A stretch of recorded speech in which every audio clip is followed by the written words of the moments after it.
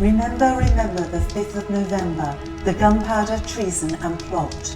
I know of no reason why the Gunpowder Treason should ever be forgot. The poem, of course, refers to Guy Fawkes and his now infamous plot to blow up the Houses of Parliament on the 5th of November 1605. Guy Fawkes' aim was to remove the Protestant King James I from the throne and restore Britain's Catholic monarchy. Had he succeeded, he would have not only killed the King and the Queen, but also members of both Houses of Parliament, which would have been most of the government, several eminent church leaders, and various members of the aristocracy and nobility.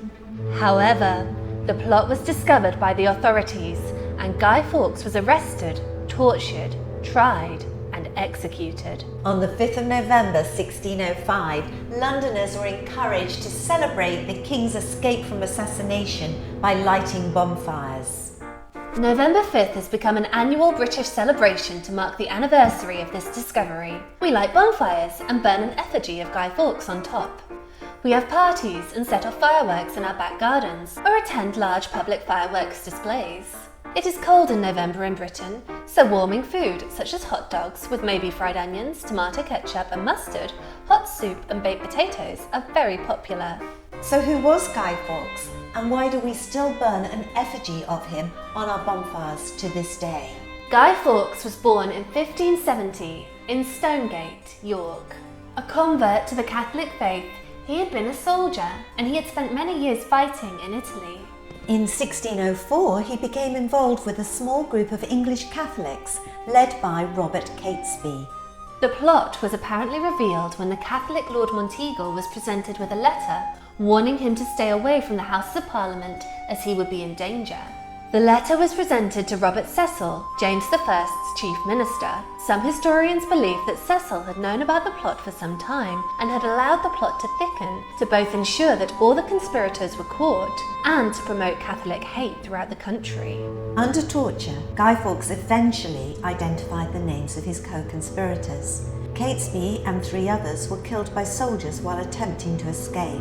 On the 31st of January 1606, Thomas Winter, Ambrose Rookwood and Robert Keyes were dragged from the Tower of London, where they were imprisoned on charges of high treason. They were dragged on wattled hurdles pulled by horses to the Old Palace Yard at Westminster. His fellow plotters were then hanged and quartered. Fawkes was the last to stand on the scaffold. He asked for forgiveness of the king and state. Weakened by torture and aided by the hangman, Fawkes began to climb the ladder to the noose. But either through jumping to his death or climbing too high so the rope was incorrectly set, he managed to avoid the agony of the latter part of his execution by breaking his neck.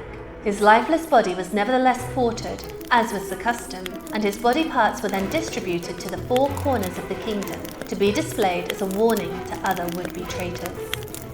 Some now suggest that the plot was actually a ruse set up by Robert Cecil in order to fuel anti-Catholic feeling in the country at the time.